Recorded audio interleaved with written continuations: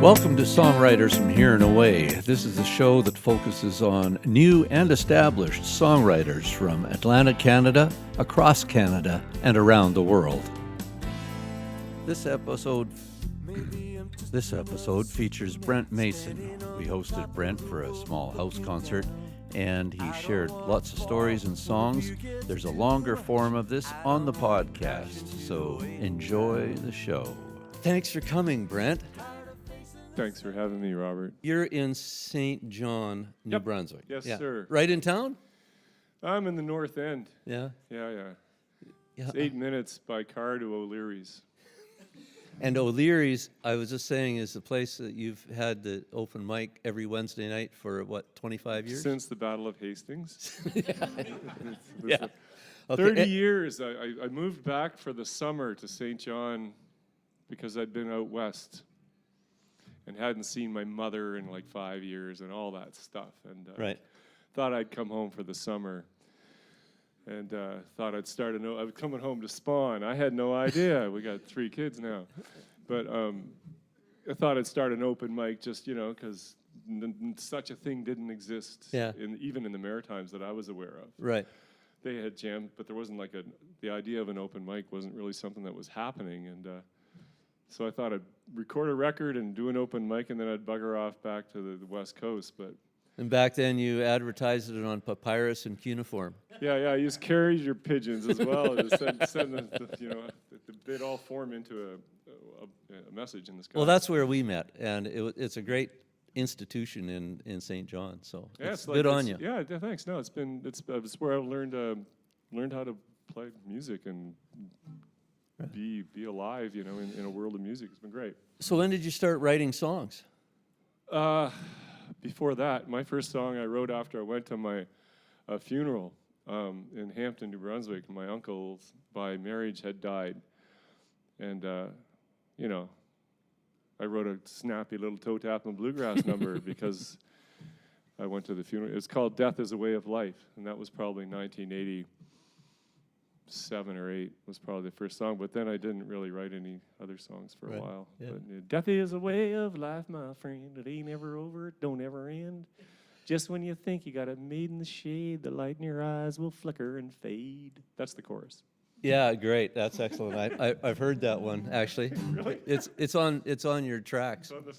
It's out there somewhere. Record I put out. Yeah. Yeah, that's how I got a manager. My former music manager is here. Oh, good. She retired on the money that she made off me.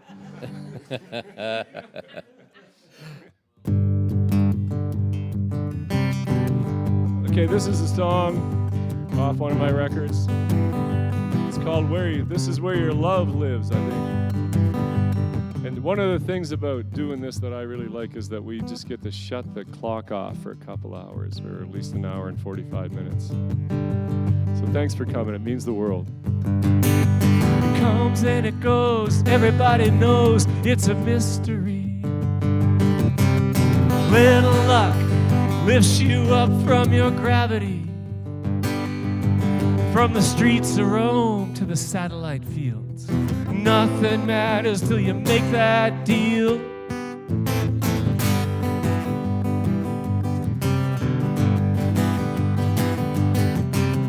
It finds you in the alley blue where the sun don't shine. Casts a spell at the bottom of a well or a bottle of wine. Waits in the wings, it wants to fly. Is what you've got to do or die.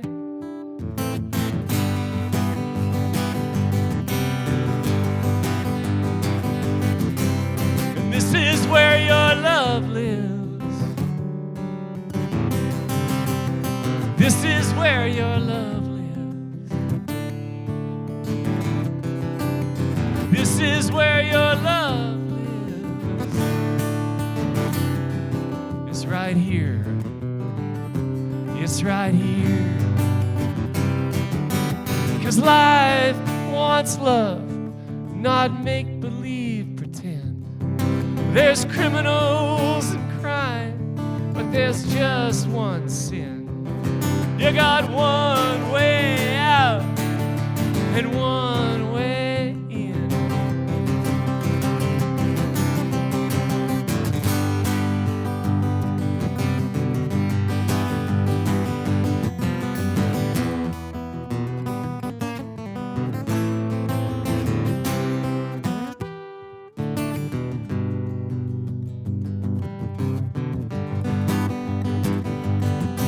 It's down to this. You pin a wish on a shooting star, or hesitate till it's too late and it's gone too far. Whenever that comet comes around, you gotta ride that tail right out of town.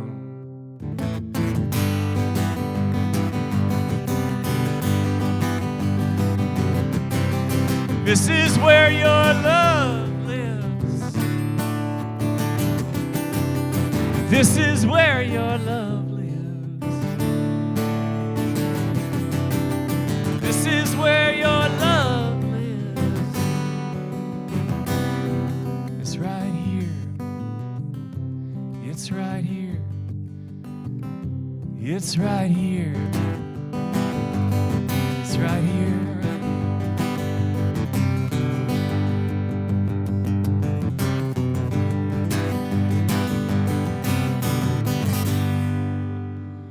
I'm going to play a tune called "All the Pretty Horses" now, which I wrote. It's the title track of I think my 9th record or something like that, and it's a stolen title like Larry McMurtry. No, was it Larry McMurtry? No, who's the other guy? Cormac McCarthy, another Texas guy, wrote a book called "All the Pretty Horses," and great book. And I had this melody da da da da da da land in my head, you know, so I just wanted some words. So I think I was reading the book at the time, and the words landed, and kept it, and didn't get contacted by any lawyers or anything, so everything's cool. But this is kind of a memory sketch. I spent a bunch of time in the West Coast and down in California, and I think this song might have been born out of I was probably some despondent, heartbroken loser at the time, I'm pretty sure. And I remember I was hitchhiking around California, and a train went by in this little town, and I wasn't staying there, but I was in the town, and I had a backpack, and I thought, I've never jumped a train before, you know? So I tossed my bag onto the thing, you know, Woody Guthrie, right? And went like 20 miles in this boxcar, and I went, oh, shit, got to get back to the town. So anyway, this is called "All the Pretty Horses."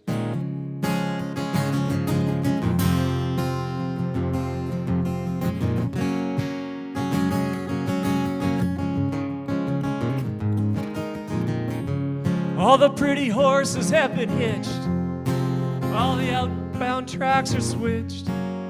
She just sits around now, waiting for a message or a sign, something coming down the line. Somehow she forgot how to jump a moving train, ride a horse away.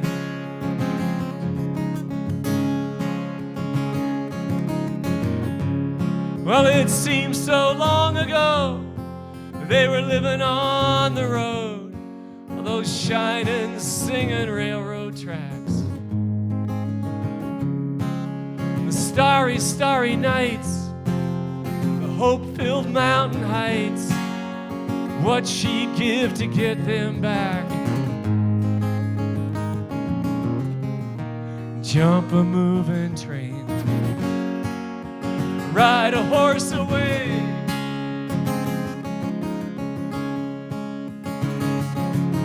And all around the tired town, everybody's waiting for a train.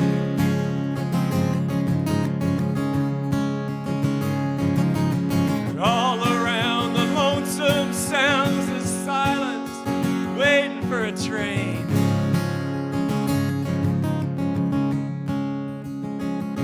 You could go on down and look around.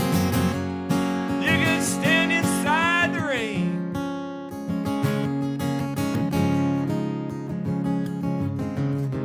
All around the tired town, everybody's waiting for a train.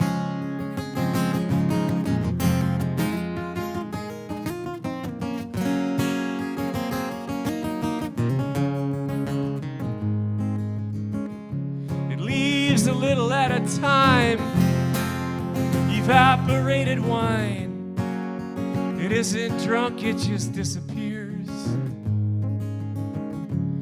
She could have sworn that it was love.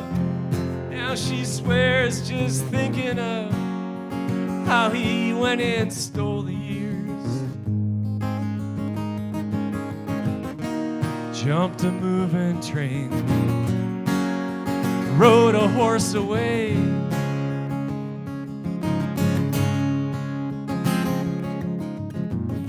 The clothes are hanging out to dry. The sun is holding up the sky. She's looking through her photograph. All the pictures she has saved come alive today.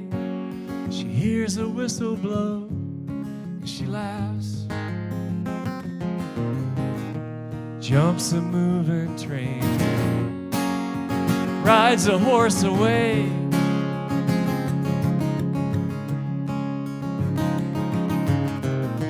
Jumps a moving train, rides a horse away.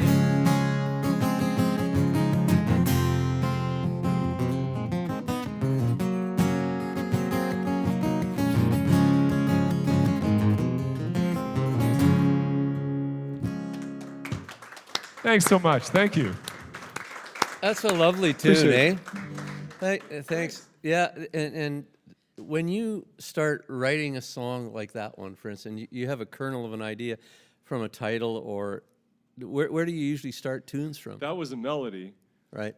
That was da da da da da. That was definitely a melody that, and then that. I mean, that wasn't even supposed to be the lyric. Turned out to be the title and everything. The other pieces fell onto the melody. Yeah. I felt like you know. So if it's something like "All the Pretty Horses Have Been Hitched," you know, that becomes the first. You just it's horses and it becomes. I knew it was going to be like a story. Yeah. You know, rather than my usual pop smash hits that I write, you know. but yeah. So okay, cool. Yeah. I do songwriting workshops in schools, in high schools, and music history and stuff like that. And how do you write a song? You know, I don't know. How do you tell a kid? You know, that's wrong. There's you can have an idea, you can have a melody, you can have a lyrical land, you can have a rhythm. You know, just some sort of beat or something, they're all over the place. You can start anywhere, and you kind of cross all those parts, or do you have one traditional way it just comes? Lately, it's just whatever is most persistent, whatever thing keeps showing up. But I haven't been writing as many songs the last couple of years. I've been working on other kinds of writing. You got a book coming out. Oh yeah, a bit of an author. Yeah, no, I've been doing. I started with short stories, and so I put a collection of short stories together, and then I thought I'd write a book. Cool. So I got a publisher for that, so that's kind of cool. But I'm just listening to this thing. Sounds nice, eh? It sounds as good as a guitar I have that's 3 times as much, but it reminds me of a story about our oldest son, Isaac, who, this is probably 5 years ago. Anyway, man, this kid. Who's got kids that cause them no end of trouble? Show of hands, yeah. Yeah. So I got a call at like midnight. I'm in bed. Can you come get me to drive me home, right? All gooned up, idiot. And yeah, where are you? I'm at the R Bar, which is like a karaoke bar uptown St. John, right on the corner of Union and Charlotte. It's an interesting place, lots of characters. I pull up in the car, and I'm not going in there. It's Sunday night, the place is just jammed with the Goon Factory going on, right? And I hear off the stage, "Oh, Black Betty, Grandma Nan, oh, Black Betty, Grandma Nan." Maybe that's why I bought the guitar, I don't know. But true story. And then the whole place is going, "Black Betty had a child, now Grandma Nan," It's true. So my cousin Tammy is here from Truro. All we right. grew up in a little rural part of New Brunswick called Belle Isle Creek, and I'm going to play for you, excuse me, a Belle Isle Creek. I cleaned the cat before I came. Oh. It's a joke. It's like hilarious. we grew up in this place called Belle Isle Creek, and this song is, I wrote a whole, we have the most beautiful, the thing that differentiates New Brunswick from the other maritime and Atlantic provinces, other than the stunning good looks of our people, are the river systems that we have. No one can touch us in terms of the Restigouche and the Miramichi and the beautiful St. John or Willistic. There's nothing like that in Nova Scotia or in PEI, right? That's not a river.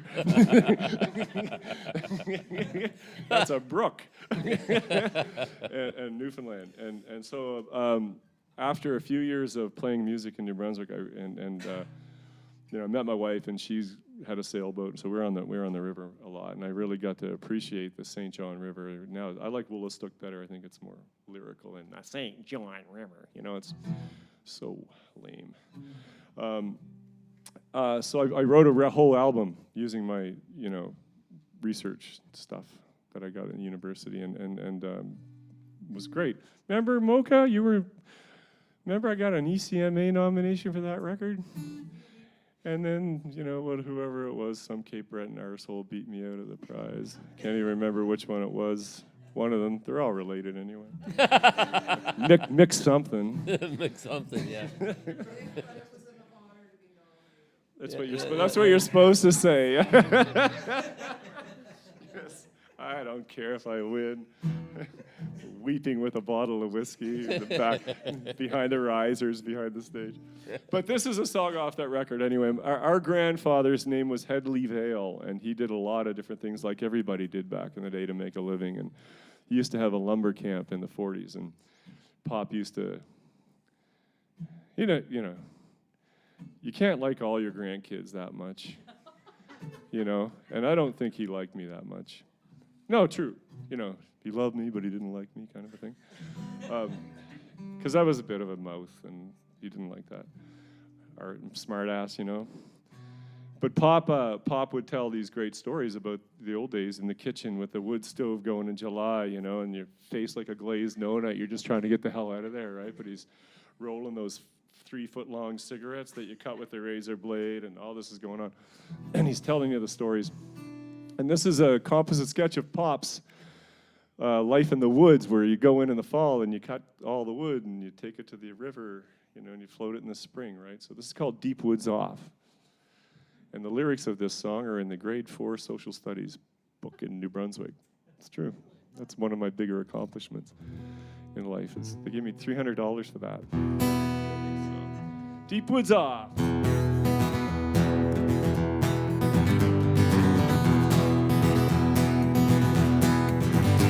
Well, Cookie's hauling out them taps, drilling maple for some sap. The spring has finally arrived. The black cold winter nights are gone. A dough is heavy with a fawn. We're all getting ready for the drive. Well, Cook's been feeding 20 men since we got here way back when. A picture reminds me of my wife. Beans and bacon and cake and stew and smoke and making do. It feels like I've been here all my life. We'll drive those logs like cattle down the river, stack them like matches to the sky. $1 a day, it ain't a lot of money, boys. After 6 long months, it's enough to say goodbye. Oh, bucksaw teeth, they bite the camp. The clothes I wear are always damp, smelling like the smoke there from the fire. Beer grease and tobacco spit fill the cans by the open pit. There's rabbits hanging from the snare and wire. We got cases of carnation milk.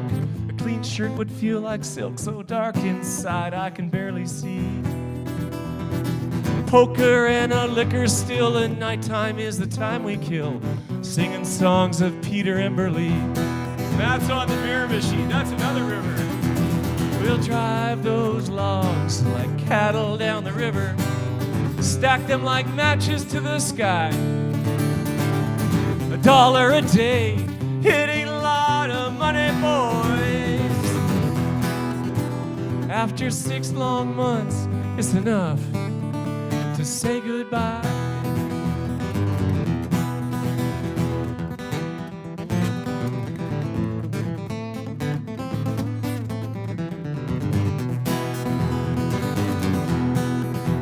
Did you ever see a spring pole snap? It grabs you like a steel trap, puts an ugly end to all your luck.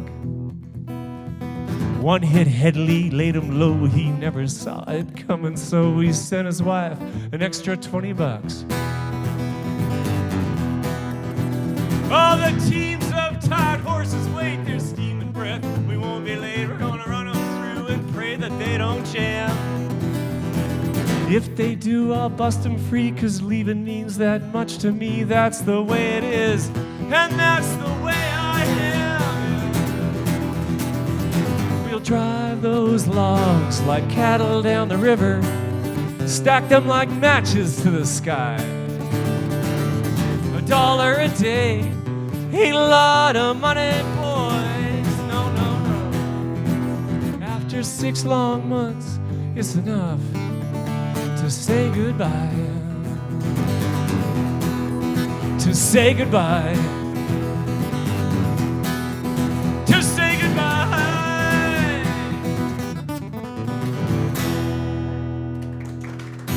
Thank you very much. Thanks.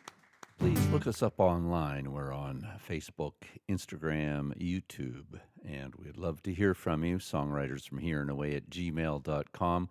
Brent Mason is in the house, from and Here and his Away. website, www.brentmason.ca. You got a handful of tunes to put on another album. Good. Yeah. Right on. We didn't script this, but funny you should say that. Maybe I'll play one of my new ones now. Oh, What? that's a good idea. Thank you, Robert. So tell us about your album that you're going to be working on.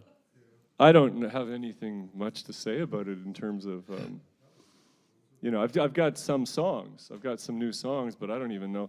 Often for my experience has been that I don't realize what I've been writing about till I'm done writing about it, and then you see what the patterns were, what the theme was after for me, you know? Mm. My last record might be a slight, no, even that was, it was called Fireflies, but even that was, I'll play something off that later. Yeah, so this song is fairly recent. It's not recorded, and it's sort of post-COVID, but I just can't handle the news, and it's just overwhelming, you know. I find I had to really take a break from all of it, you know, in terms of, like, there was a while would argue with people on Facebook about 4 years ago. Like, who does that? But there's been so much stuff that's going on that I never thought I'd see in my lifetime. And here, you know, we've got all these crazy people doing crazy things, and need a break, you know. And I did lose somebody that I thought the world of during the pandemic, and it all morphed into this tune anyway. It's called "I've Had Enough of Tomorrow for Today." Good title, Brent. Yeah.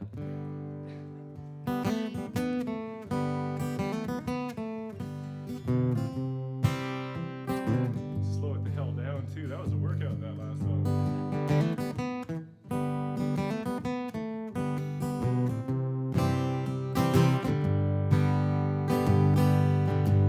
I was awake all night. I could not find the back of my eyes. There was a wicked wind as cold as sin right outside.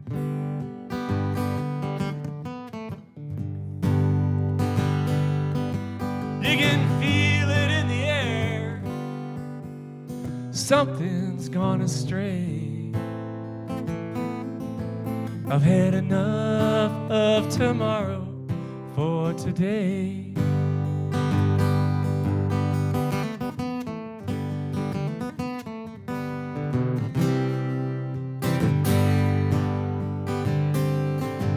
I got a friend who's gone. We couldn't say so long. She just waved goodbye.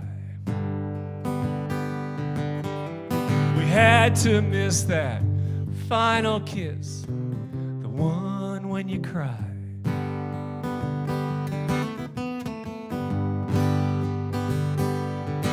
Ah, the goes away. I've had enough of tomorrow for today.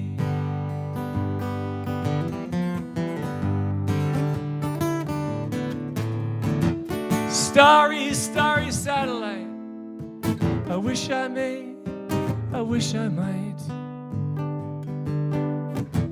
hold you in my heart again and talk about what might have been.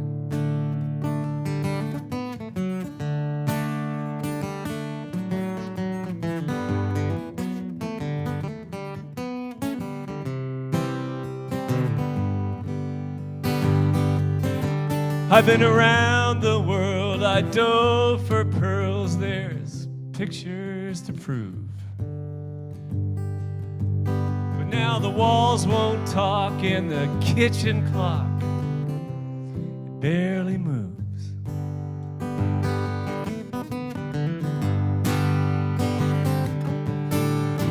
Everything we have is never here to stay.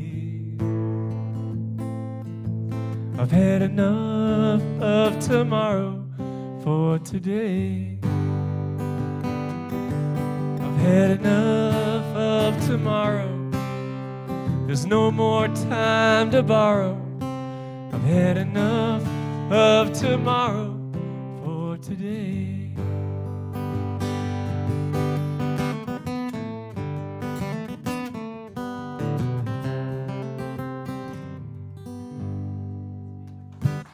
Thank you. Thanks. Right on. Thank you. But no, I have a chicken coop that we live in the north end of St. John. I'm going to finish the part that anyone can have a chicken coop. But and we've got a nice little bit of land there, and my wife thought that getting chickens would be a really good. Let's get chickens. And you know how you're a married guy, right? So you know how you have thoughts in your head that you don't share with your partner? You know, you just stay in there because everything would be better if you don't articulate that. So what was going on in my head was like, that's a stupid friggin' idea. I grew up in the country. Chickens are stupid. They're filthy. Why? You know, go down to Shoppers on Tuesday. They're on sale. Eggs for like $3.99 or something.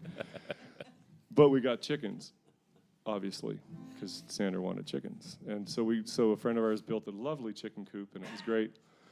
And then, you know, raccoons and showed up. Raccoons are psychopaths, by the way, if you didn't know. They don't care, right? I went out to feed the stupid, filthy, idiot chickens one morning, and they were all, right, like barely alive. Most of them were dead, but there's a couple, you know, you have to finish them off.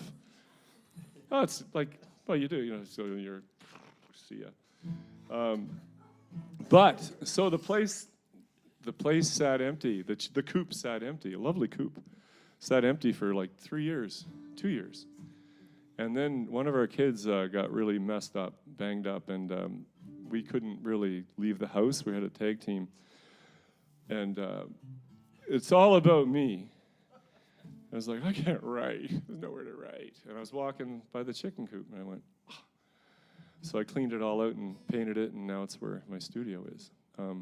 So the point of this is that I have some bottles of whiskey in the chicken coop, right? And one of them is called Writer's Tears, which is, you know, playing on the old trope of, oh, the tortured, starving, you know, mental health writer-ish situation.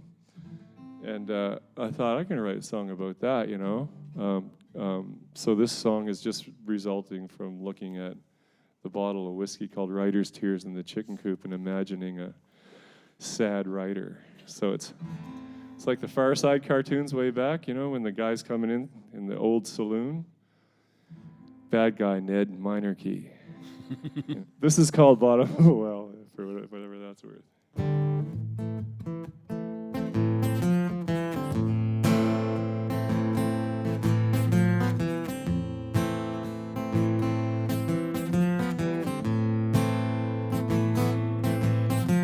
The poet keeps on rhyming like there's something new to say. Anything at all to make it through the day. The broken bells are chiming, but the blues won't go away.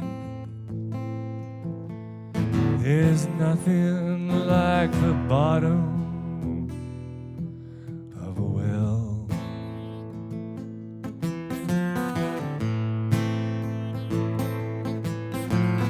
Words that get so wasted, they stagger down the hall, looking for an open door and bouncing off the walls.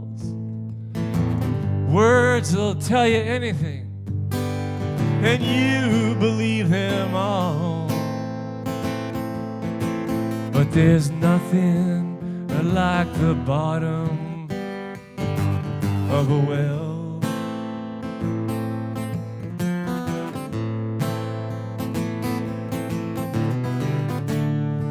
You could almost see the sunshine, almost wish upon a star,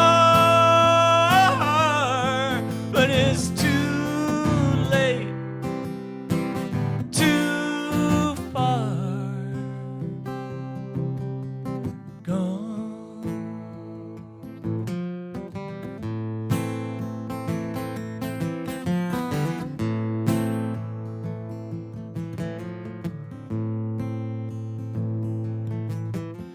Now everything's in amber, the way it always was. Hearts and hands together, wrapped around the rust. Ask him why he's down there and he'll tell you just because.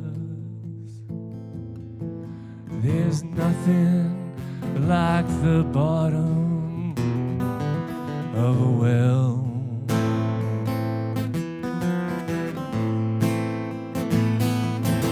Oh, there's nothing like the bottom of a well.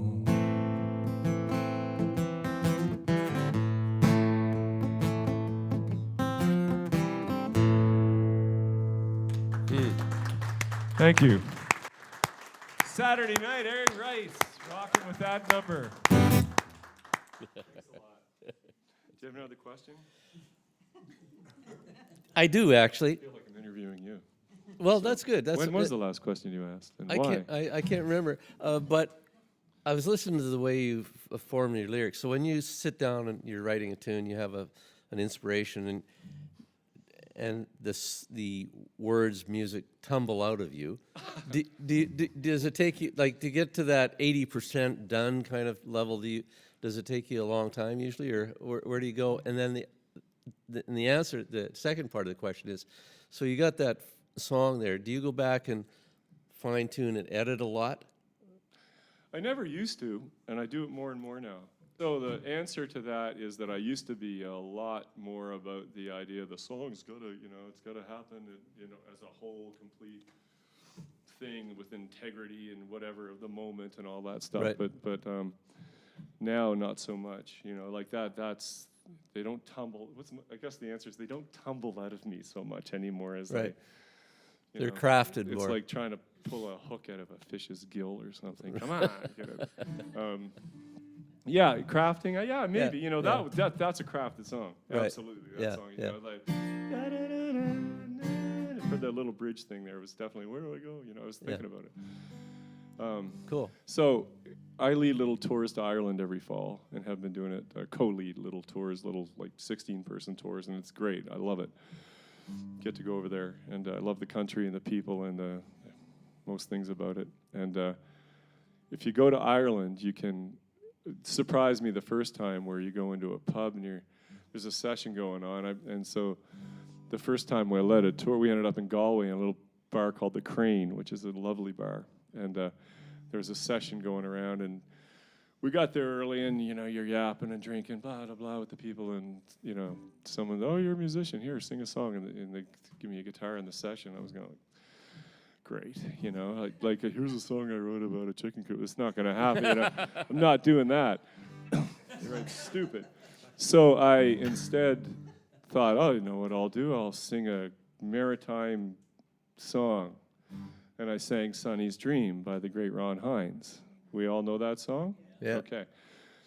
So I'm like, and it was packed. It was like around 6 o'clock on a Saturday. Kids running, places jammed, and the whole bar starts singing along to it. I didn't realize that it was a big hit in Ireland, that song, right? And so that's the first part of the story that I forgot the second part, but I just remembered it, of the song I'm going to play next. So I wrote a song for Ron Hines, and I'm going to sing that one for you. And I was playing Stanfest probably 10 years ago now, and on Sunday night off the big stage, they have everybody gathered, and there's a big moon, and they have the big stars getting out on the big stage on Sunday night, and Ron Hines came out, and he was really struggling to perform and to sing, and people thought he had a lot of well-documented struggles, and people thought that's what was going on, but he's the only guy that brings a tear. Like 3 times, I've watched Ron Hines, and like, geez, you can't help but it's very emotional stuff, some of his stuff, and so he was singing this song called Ship of Dreams, and the moon's coming down, and it's just poignant, and I'm like tearing up, and the kids, what are you crying, Dad? Shut up, get out of here. I'm not crying, it's an allergy. And I was moved by it, and I went home and wrote this song. Speaking of writing a song quickly, this one I wrote in less than an hour. Uh-huh. It was like, back when there was hope, I used to do that. And I recorded it on my phone, and I sent it to a guy named Paul Mills up in Ontario, who used to produce Stan Rogers' records and Ron's records. And I said, Paul, like, says, what's the deal with this? Is this a stupid thing to do? And then I went to China for like a month and to do stuff over there, and then came back, and I had an email from Ron Hines, because he'd been at Paul Mills' house because he was up getting treatment for his throat cancer, which is why he couldn't sing that night at Canso. And this gushy freaking email from Ron Hines. Bet you don't have that one of those. No, yeah. So I got a call from him though. Easy to pick up a phone. I tell you, long email. That's pretty special. Yeah. So and then I got to play a couple of shows with him, and it got super awkward because he said how much he liked this song.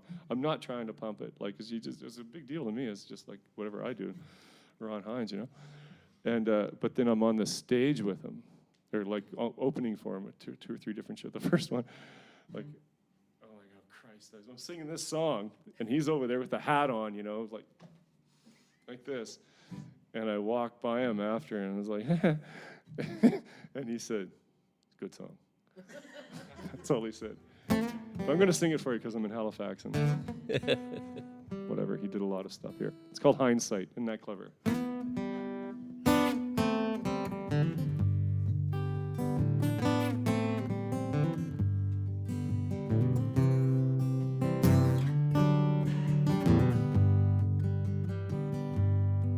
So I saw you on a stage, larger than a life, on the edge of the wild Atlantic blue. A high and hungry moon was pulling on the ocean.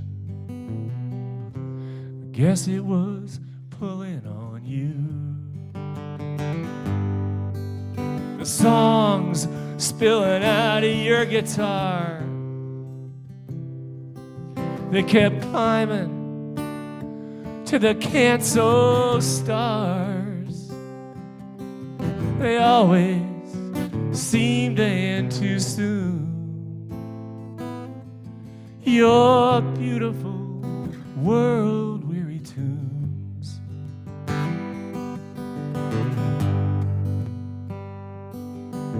Something wasn't right, everyone could feel the night coming down with a cold. You could cut it with a knife, the quiet of the crowd, leaning in, drinking up your words. They were waiting for the one about the dream. Sing it, Ron, sing it, someone screamed. There's a true north, call of a loon in your beautiful world-weary tunes.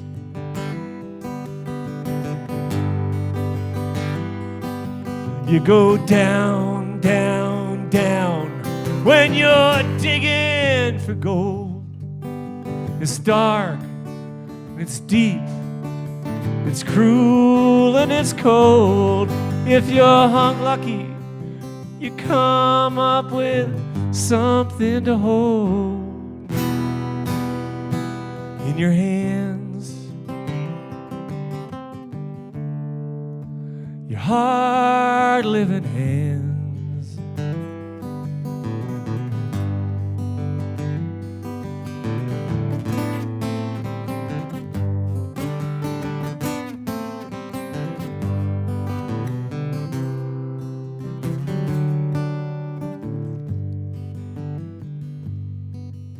The echo of applause ran down to the water,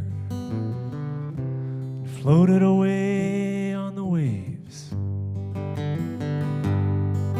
Like Sunny in your song, it's there and then it's gone. Everything's gonna go away. Listen to us sing. That's the sound of church bells when they ring. I'm shorebound, trying to read the runes in your beautiful world-weary tune.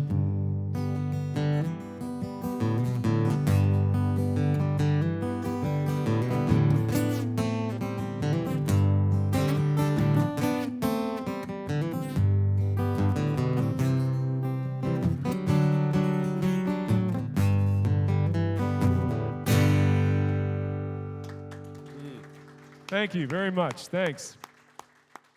You're listening to Songwriters from Here and Away. We'd like to tell you there's more of this show online at our podcast. Look up Songwriters from Here and Away on all your podcast platforms or search Songwriters from Here and Away just about anywhere. There are a number of extra songs and chat and some great stories from Brent Mason. Here we are, back to the show. You know what? I wanted to talk about your writing. Okay. What's the title of your book? The book is, right now, it's called One in Winds. So it takes place on a carnival midway. And Okay. Yeah, so Good. that's been a real process for the last, I started writing it December 2022. Right. And I finished it and sent it, whatever, it's probably not finished, but I sent it to the publisher 2 weeks ago. So yeah, what a weird thing to do. Great. Don't recommend it. It's a real extension from songwriting. I mean, It's so different. So different. Yeah. Yeah. It's crop rotation, like way fewer rules, which I like. Like, songs have to allegedly have melody and, Rhyme and all the different features. Choruses and Yeah. there's exceptions to all of that in songwriting, but generally speaking, they need to have a certain kind of structure. Well, the thing about prose is it too has to have a meter and a flow to it. I mean, in a sense, it So doesn't have there are to. cons to prose. Yeah. Thank you. We don't have a. Simple crash. But what I was going to say about your songwriting is I really enjoy the way you have the syntax for the thing, and the way the metering, and the way you have the end of the lines fit, and your internal rhymes, your internal schemes. That's something that definitely I'm really aware of. Yeah. And I don't even try and necessarily structure it that way, but the way my brain works and the way I write, and the way I write prose is very much, there's an act of faith involved with it, that this is gonna, this line or this phrase is gonna have a certain degree of fluidity to it. Right. You know, like I don't like constant smashing up against each other in a lyric, you know, because it makes it harder to articulate the lyric, you know. Right. So I'm just aware of that. Maybe that's just how I speak. I have no idea. But when it's not right in a song, I can sure tell. Right. You know, I criticize other people's stuff all the time because they do that. It's like, what are you doing, smashing that R, you know, R up against an M or whatever. Yeah. Should know better. R's don't smash so No, much. okay. It's the p's and the k's and the does. Yeah. Where Good. were we? A song. A song. I'll play another new one, new to me, new to you, not new to me, but this is a St. John song. I wrote this song about 2 years ago, and the reason I wrote it is because I found out that a guy that I knew from the streets, like King Street, specific King and Germain Street in St. John, there was a guy named Billy Sterling who would hang out there. He was a, you know, not that big guy, big blue eyes guy, and he was fast, man. And he knew I was always good for a couple bucks. So he you know, if he saw me on the street, he'd run over. And I liked Billy. He's a friendly guy, but, you know, really addicted to things, but a sweetheart. And he died maybe 4 years ago.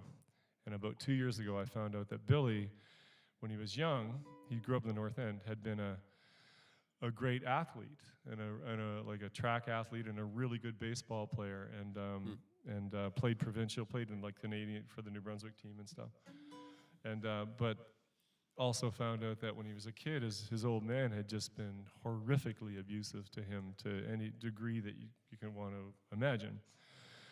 And that's how you end up on the streets of King St. John bumming money, right? It's not like, pisses me off, man. People, you know, pick yourself up. You know, like it's a choice. You know, when I grow up, I want to be on the street. You know, like anyway, this is for Billy, and he was a great little guy, and I liked him.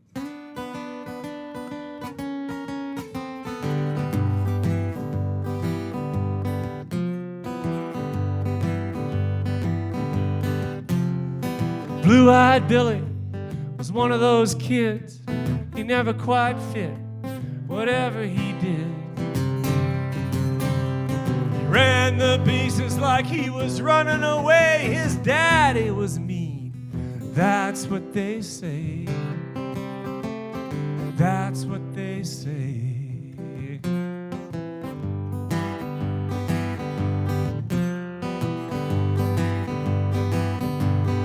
He started missing the point, bouncing around. Billy was a ghost in his own hometown. He stopped meeting your eyes in the bright of the day. Billy got lost. That's what they say. That's what they say.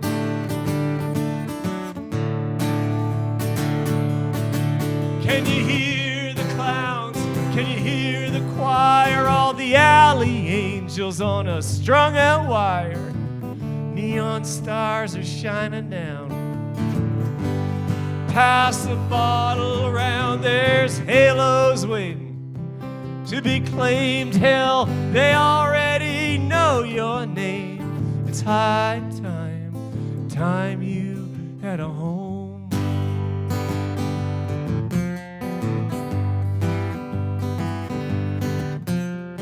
Billy had a heart like a satellite dish, picking up channels that he couldn't switch. He tried every trick on Avenue 8, but the tricks don't treat. That's what they say. That's what they say.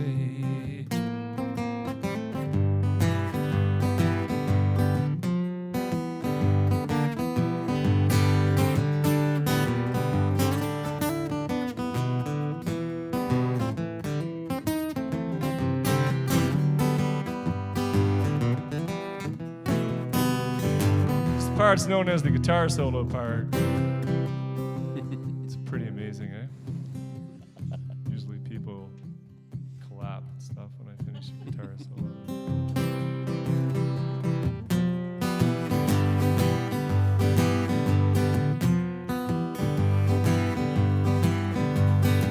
Ah, Billy had the blues, but the blues turned black. In a limousine or a hearse, you're right in the back. Whoever is out there picking off strays, it's just bad luck. That's what they say. That's what they say.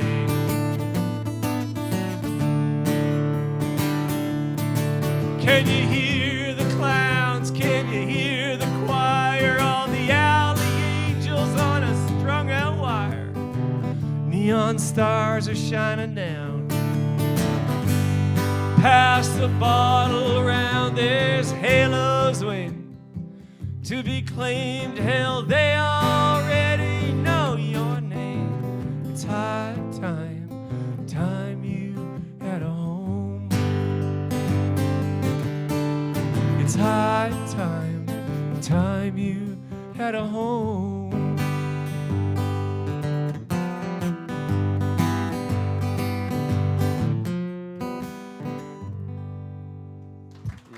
Thanks, that's for Billy. Thank you. Thanks a lot. Very kind people you are to clap for such things. And one of the things that I discovered over the course of the record was reading a book called Lincoln in the Bardo. And I also found out, I did a history degree, but I did American history and sort of a combination of American and German history. And I knew that Thomas Jefferson had slaves.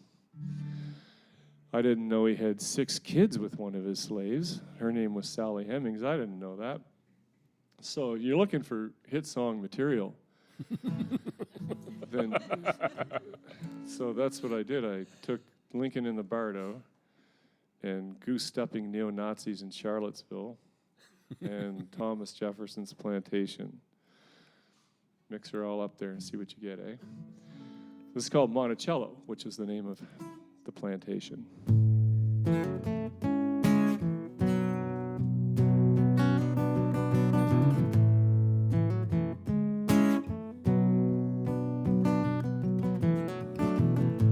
You could find the underground line that leads to Monticello. Maybe see her ghosting past the stones, wandering the Bardo with shackles shining cold and stories never told.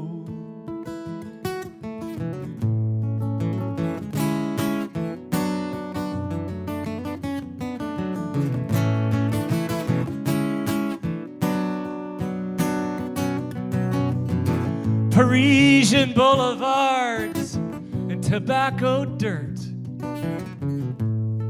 with barely 16 years. Her pale beauty, it owned them all. So far and yet so near, but she don't get to choose. The master makes the rules.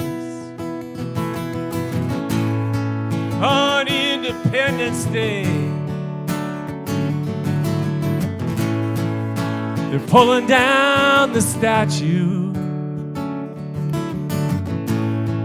On Independence Day,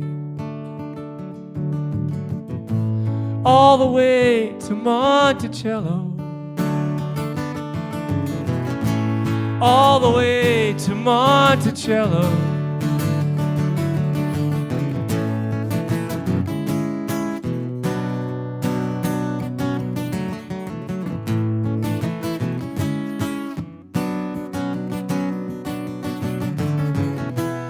carriage wheels, they keep rolling past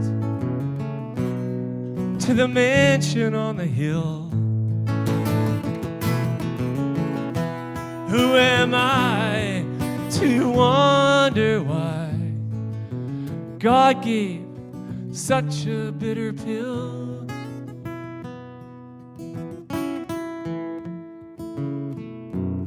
So who could know the color of the past?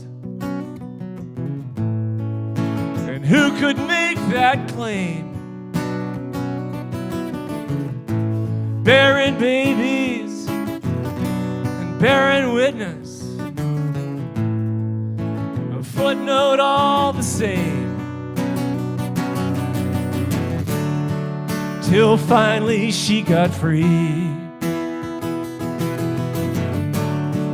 In the moonlight you might see on Independence Day, they're pulling down the statue on Independence Day, all the way to Monticello, all the way to Monticello, all the way to Monticello.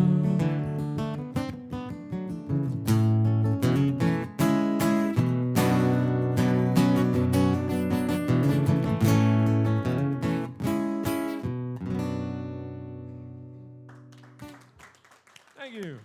Now, here's the podcast extra. How do I look? You look like Brent. Shit. Damn. I usually get Brad Pitt, but we'll go with that.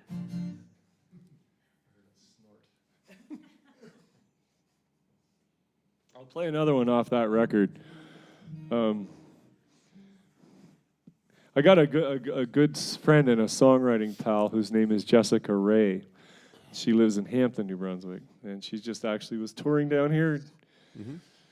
She's got a new record out, and she was at the Carlton maybe 2 weeks ago or something, and she was in Shelburne, and she's got a nice band happening now. All these friends of ours, they sound great. She put out a really lovely record about 3 years ago called Just Like a Woman, all covers of Bob Dylan songs, if you want to get your hands on that. This new record of hers is called Sunshine Baby, but I host a Bob Dylan, kind of put together a Bob Dylan birthday show every year in St. John, and it's like 14 years now. Everything I do seems to last long. Well, not everything, but what? But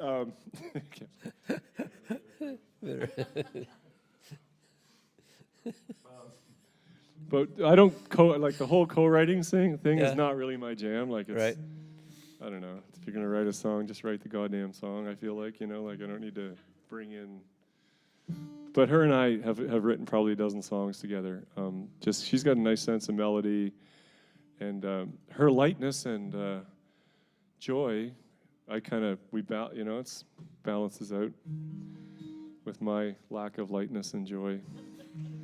But she had this idea. She said, "I want to write a song." Speaking of the Dylan thing, she did a little video of "Blowing in the Wind," and the thing just blew up. Did you know that? It's got like 13 million views on the YouTube. It just went apeshit. Cool. Apeshit. Jessica Ray, Rhaye, and anyway, so she, for a while there, she'd call me and say, "I got an idea, or come on out, we go out Sunday morning and throw some Benadryl and vodka into her kids and sit down and get some shit done." And she had an idea for this song, because she did a cover of Four Strong Winds, a really beautiful cover of that. And she said she wanted to write a song from the perspective of the one who stayed behind. And I liked that idea. So she had a couple things, and I threw some stuff at it, and we wrote this song called "Cold Love," which is on my. She's got a version of this on her new record, boy, are they different songs. You know, she's, you know, the stuff's happening and mirrors are cracking and stuff, and mine just voices are cracking. Anyway, so it's a co-write. I'm going to sing it. It's called Cold Love, and it's from what I just said, that perspective. I haven't played this in ages.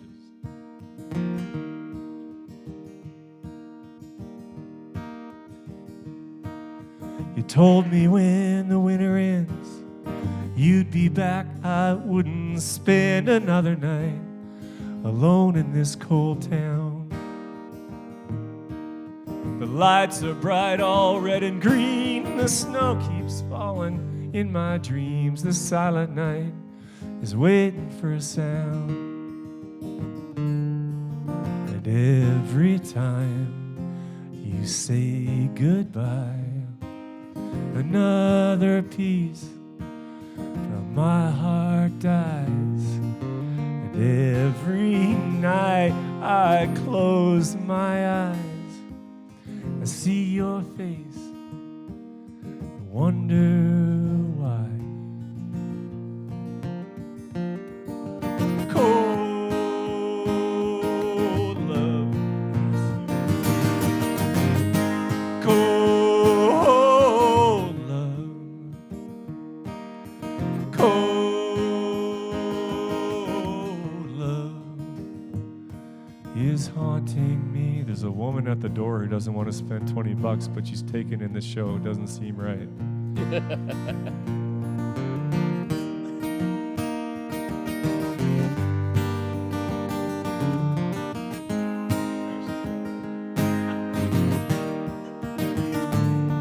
I follow footprints in the snow. They lead me far from what I know. Get covered by 4 strong and lonely winds. I walk beneath the winter sky, aurora borealis. I know that you're not coming back again.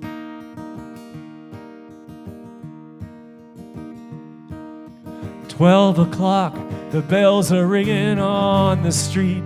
People singing hallelujah, Christmas come and gone. Storm is raging all around, and only dogs can hear the sound. I'm singing out to the midnight sun.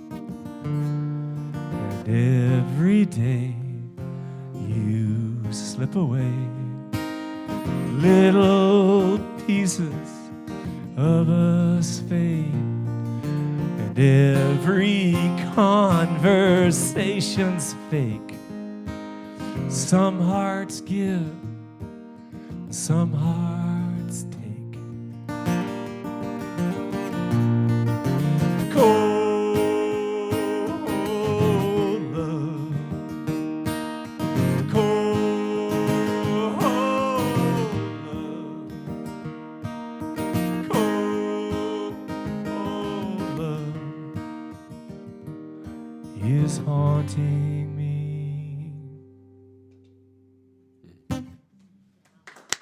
Thank you. Holy shit. Is that 9:15? Second period. I could do a hockey song. Do you have a hockey song? The football song. Yeah. Oh, the Gretzky song. Yeah. I won the Stompin' Tom Award. I'll have you know, Barry. What's that? Yeah, what is that, right? The Hall of Fame free award. warm moose head for the rest of your life. Yeah. I'll play. Jesus Christ, I haven't done this one. I haven't done it in ages. Well, ask me a question. Well, where can we find your music? Oh, it's right on the other. Just behind on the the curtain. table. It's behind No, but the curtain. it's BrentMasonMusic.ca. Or no, it's BrentMason.ca. If you go to BrentMason.com, you get Brent There's a Mason, the problem. guitar guy. yeah, so like the best known guitar player in Nashville has my name. I've talked to him, you know. And he's I you've was talking spoken to him. Yeah. I was going to get him up to do some workshops, and he's ready to come up. But We could I do didn't like a want to double-double. Hey, maybe that'd be an idea. I've got a few stories about Brent Mason, I'll tell you. Do you? For example, about whenever MySpace was a thing, you would know. What year would that be? 2007 or something? I got a check in the mail in US dollars for like a substantial amount of money. And I was like, friggin' right, man, you know. I've arrived, because I didn't know how things worked, right? So this true story. This check shows up, and I didn't mention it to Sandra or whatever. You know what I mean? Yeah, for God. I mean, what's $5,000 really, right? We don't need that. It's loaded. I've got a Subaru. But so the money arrives, and I'm like, great. And probably 2 weeks after that, I'm home alone, family's up on the Kingston Peninsula. It's like 1 a.m. or so, or whatever. I was asleep. The phone rings, and Brent Mason there. And it was like, felt like the old Bugs Bunny with a foghorn leghorn, and the little, like it's cold. And the widow hen has the warm house, so he's trying to make friends with the little egghead kid, remember? They're playing hide and seek, and the kid works it all out, right? And he goes over, and he goes, "No, boy, no, I'm not in there." You know? And he's about to start digging, and he goes, "Better not look, it just might be in there." Anyway, quantum mechanics. But that's how I felt. Brent Mason there. I was like, well, so I said, well, this is Brent Mason. Well, this is Brent Mason, you son of a bitch. He lays right into me, right? And I go, what? You know, my money, I stole his money, and I did all this stuff, right? And I don't think, I wouldn't even, what's MySpace, Brent? I didn't, you know?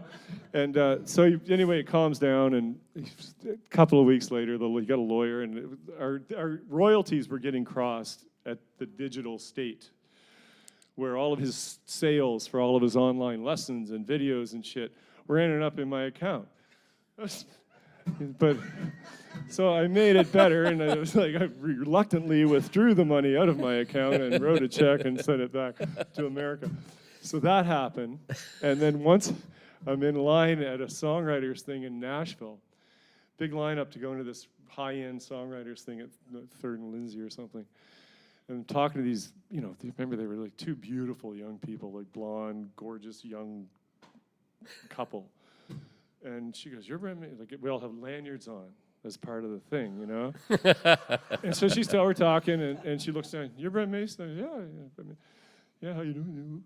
And what are you doing here? "Oh, just going into the songwriters thing." And then she goes up and gets the door guy, and he comes down. "Oh, Brent Mason, you shouldn't be in here. Come on." And by then I'm going, "Oh, fuck." So yeah. So they take, real nice table off to the left of the stage. I'm thinking, I need a sling for my arm really quickly in case somebody asks me to play. So that happened. That's great. And then probably 5 or 7 years ago, I got an email from a guy in Gothenburg, Sweden. And he said, turning 60. I can't do it, I guess I could do the Swedish cook accent, but I'm not going to bother. Would you come play for my birthday party, in Gothenburg? And I was, sure, And how much would you want? And I said, for the band and everything. I don't know, like flights and, accommodations, food, 10 grand, I was whatever. He goes, yeah, sure, no problem. And I showed it to Sandra, and she's going, you're not who he thinks he is. Can you imagine getting off the plane in Sweden? Here's a little song about the Avondale Ferry. It's okay, I brought you maple syrup. So those are a few Brent Mason stories. I forgot where I was. I was going to sing a song, right? What was I going to sing? Something. What's that?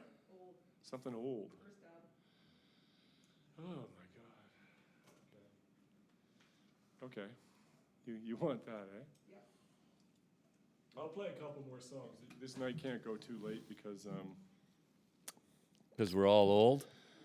Because I think the tenants will probably start to, this is pretty raucous. Yeah, no, we're good. We're good. Something off the first record. I will accommodate this wonderful request. I never play anything off the first record. And this is a dark friggin' song. When I moved back to New Brunswick, it was for the summer, and I started a juice stand in the city market and made a record. And I had cassettes, and so I sold juice and cassettes and had the open mic. There was a whole scene going on, you know. I met half the city and ended up with a manager. Can you imagine managing me? Really, when you think about it? It's insane. Unmanageable. Unmanageable. But this is a song, the record was called Head for the High Ground. And I still think it stands up, that record, actually. I still think it does. Some of my stuff I can't bear. I don't have anything out there for sale that I wouldn't listen to myself. Not that I listen to it much, but some of the records I sort of like, what? Anyway, it's called Head for the High Ground.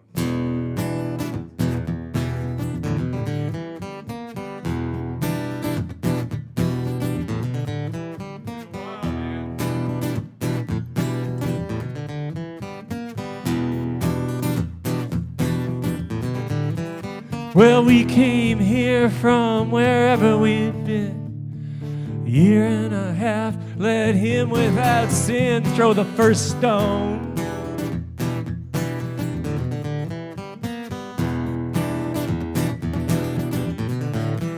I think that we thought we could leave it behind. Dust in the rear view, let it all unwind like a Ferris wheel.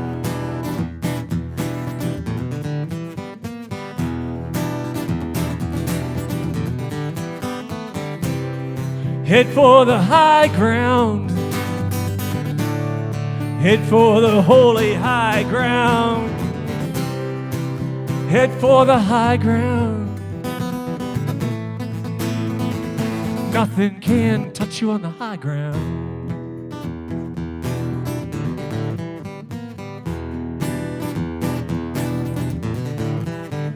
Everybody blamed her for bringing it on. They said, well, what were you doing down in that part of town? It's your own fault.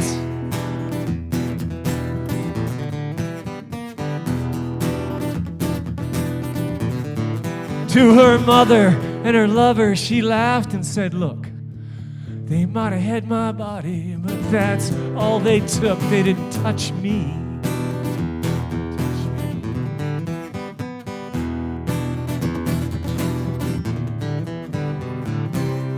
Head for the high ground. Head for the holy high ground. Head for the high ground. Nothing can touch you on the high ground.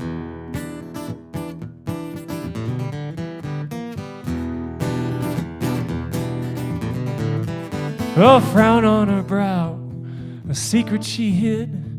When I asked her what was wrong, she said, everything they did to me still happens.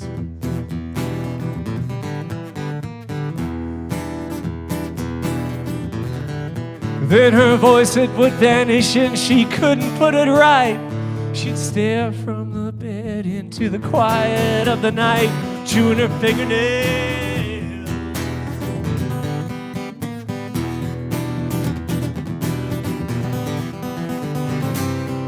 Head for the high ground. Head for the holy high ground.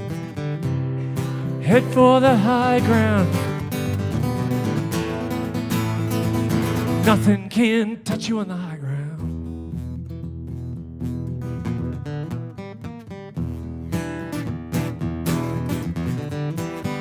Just before I left her, I pleaded my case. I said, I see those men who rape you, using my face, so call me guilty.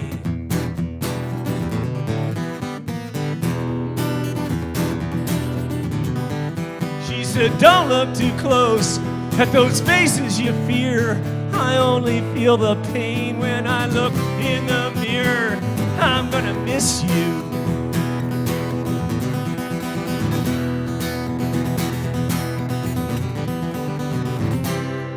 Head for the high ground. Head for the holy high ground. Head for the high ground.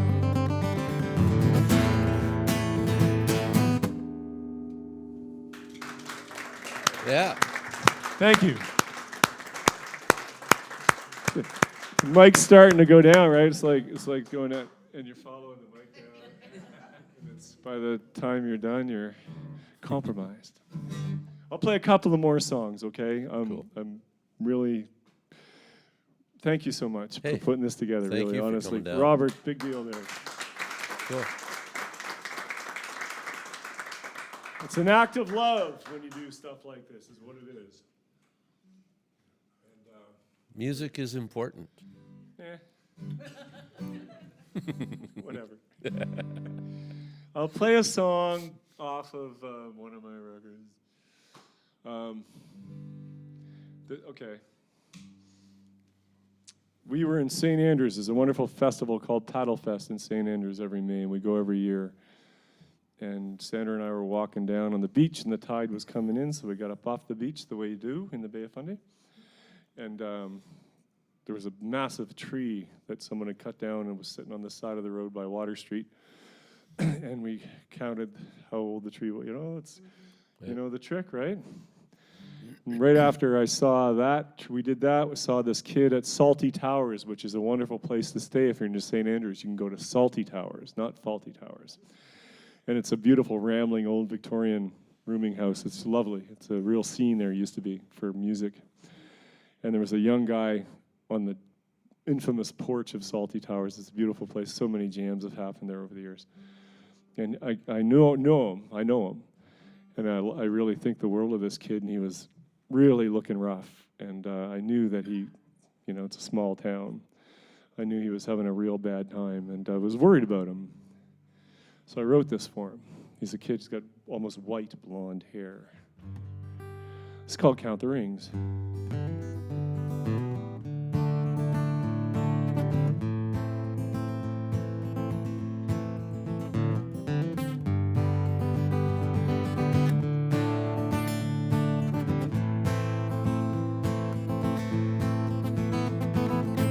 Out on an island, a young man is trying to take down the last lonely tree.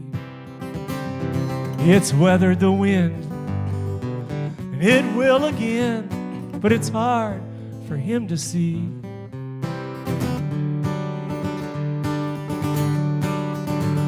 Oh, the bark's got cracks. There's something it lacks, some nutrient needed to live.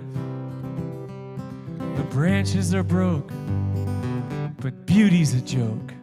It's what's beneath that gives.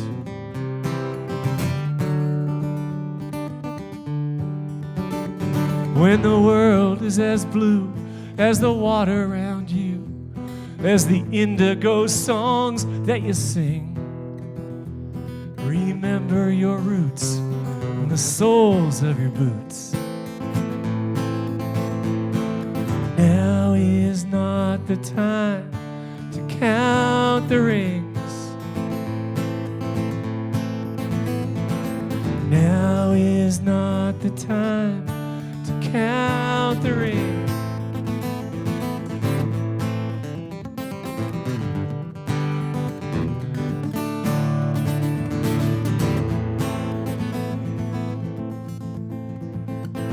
To look at it now, you wonder how any living gets done. It's hard to believe it ever had leaves to welcome the wandering sun.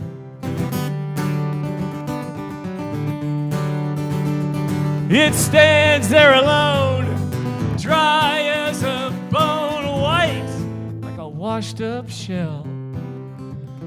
But those roots run deep. They're not asleep, they're reaching for a well.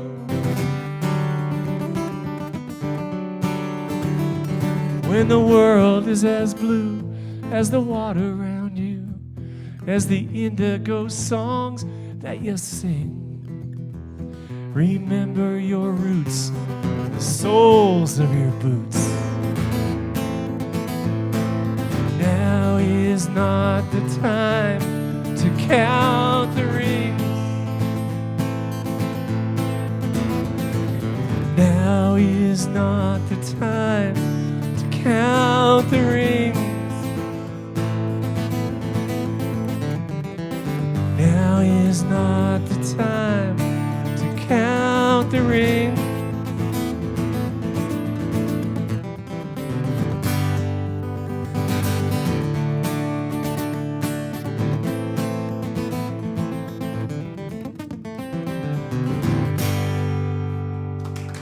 Thank you. Thanks so much. I mean it. I do mean it. I'm grateful. I'm going to play one more song, and we're not going to go through that whole encore bullshit and stuff like that. It's way overdone. It's now. overdone. Okay, good. Not everybody Well- should get an encore all the time. Like, you go to these theater shows, and it's like, that sucked. Okay, Yeah. I hate it. You know, I sometimes sit down when that happens. I just sit there and Contrary, eh? Yeah. Okay. It's But- okay if it's a CNI big gig, but otherwise Yeah. people are going to know. thanks again for coming out. And folks, if you go to Brent's social media stuff, share it up with all your friends. And Not all of it, Bandcamp, Not all of it. Bandcamp. Bandcamp. Yeah, you can. Yeah. That's probably the best place to. Yeah. If you're not going to buy the CDs, you can buy. That's the Don't best give place. them the option to not buy- buy the CD. Well, but if they buy it at Bandcamp, at least you make some money rather than Spotify, right? You know. Okay, but I told you a story about Spotify. This We is had true. Food, so here's a Spotify story before I play my last song. I was in Dublin, say a month ago, pretty much a month to the day. And you all know who Matt Anderson is probably, right? So Matt's playing a little gig at a little club in Dublin, and Steve Everett's his tour manager. So Steve and I had a beer the night before, more than one. And, he said, come to the show tomorrow night. I'll put you on the list. That's always good. So three of us went to the show the next night. And I'm standing, like there's 75 people, and it's about a third full. It's just a stand-up club, the Grand Social, it's called. And Matt's, Adam Baldwin played, and then Matt's doing his thing, and like Matt's such a star, right? And I'm standing against the wall. I'm talking to a couple of people, and I said, "Yes. So how'd you hear about this?" And they said, a friend of a guy that we follow, whose music we like on Spotify, likes Matt and said something about Matt just on Spotify. So we thought we'd come into town and check it out. And I was like, that's what Spotify is for, spreading the word, not spreading the money. It's about getting the word out. It was like a revelation to me. So two people came into town to Dublin just because they got someone they know on Spotify, their music. Sort of had liked Matt Anderson or said something about Matt. So that's got nothing to do with this song. This song is a song that from the aforementioned O'Leary's Bar in St. John, New Brunswick. If you're ever there on a Wednesday night, as long as I'm still standing, I got a feeling I'm going to be there. Sad or amazing, one or the other. But about 8 years ago, this song's on a record, that All the Pretty Horses record. Well, here we go again. You got any Mike Viagra? Stay up. There was a woman coming to the open mic every week for probably 6 months, and it was the whole package, the whole deal, and really wonderful, and a super, super devout Christian. And but back then, we were going till 2 a.m. She'd be out in the back deck with everyone's out drinking and doing drugs and shit, and she's hanging around the other way. It's lovely.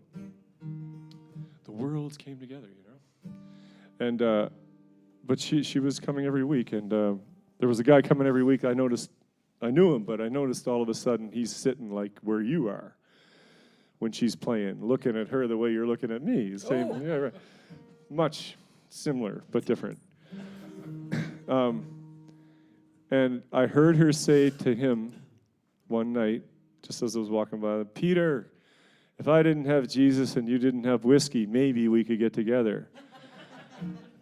So that's what this song's called, When Jesus Met Whiskey. It's become kind of a song for me. Turned into a friggin' t-shirt. You see these shirts now, I see people I don't even know, like they're walking with the shirt, and it's like, yeah. It's great, eh? Yeah, it's kind of cool. So thank you for listening, and thanks for being here. And thanks again, Robert.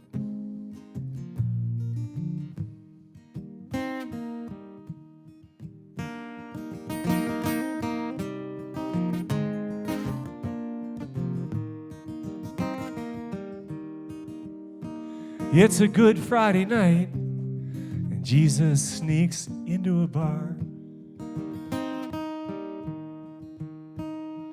Nobody sees him hiding inside her guitar. She pulls up a stool, and a neon light sputters on. There's hardly a soul as she starts singing her songs. Whiskey walks in, washing around in a flask. How about a drink? I thought you'd never ask. He pulls up a chair and settles in for the show. He's been waiting all week, and really, both of them know. If I didn't have Jesus, and you didn't have whiskey, there'd be nothing between us to keep us apart. If I didn't have Jesus, and you didn't have whiskey, there'd be nothing between us but love, love, love.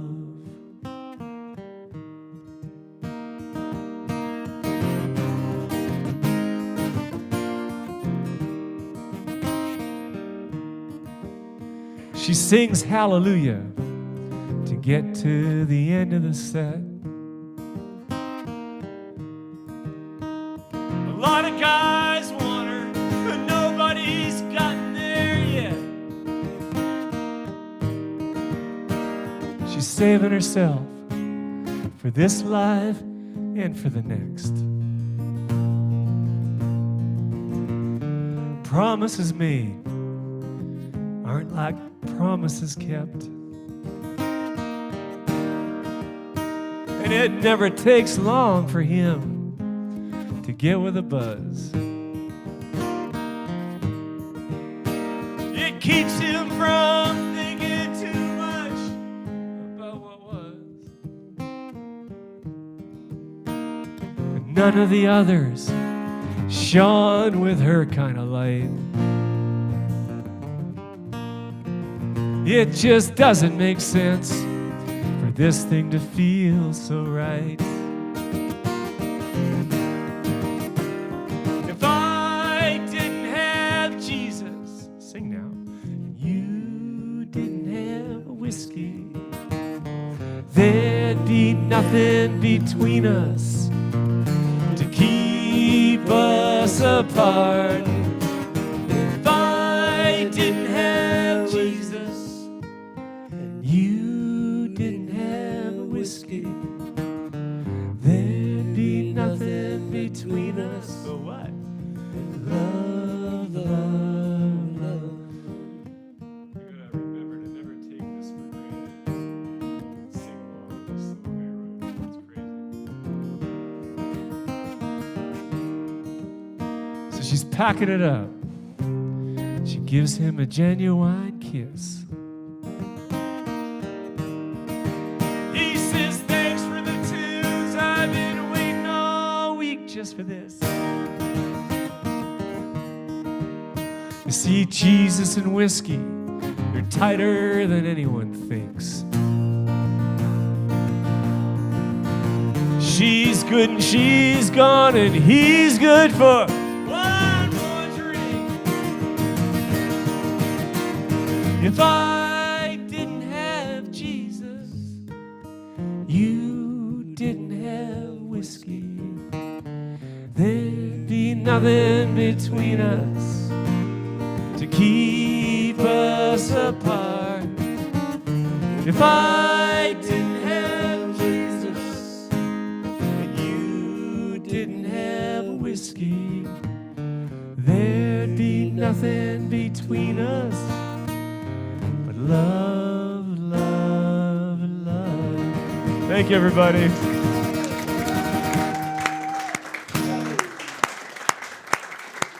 Thank you.